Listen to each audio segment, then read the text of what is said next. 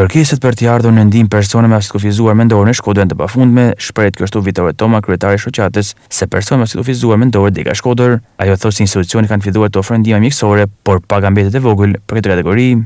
Tash këta kërkesat tona janë të pafundme, por tash ne inshallah na ndihmojnë. Po nga ana institucioneve si bëjnë ndihmën? Si është ndihma që ju drejton?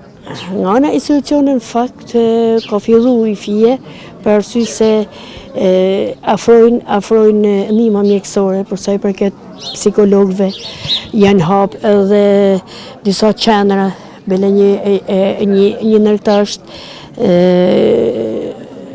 fondacioni që është me Fabricion që i lehtëson këto prind. Një paradite me fjalë 8-4 ata janë të angazhuar në ky fondacion dhe i lehtëson punën e prindve. Tash shpresojmë që të hapin edhe që të bëhet më tepër.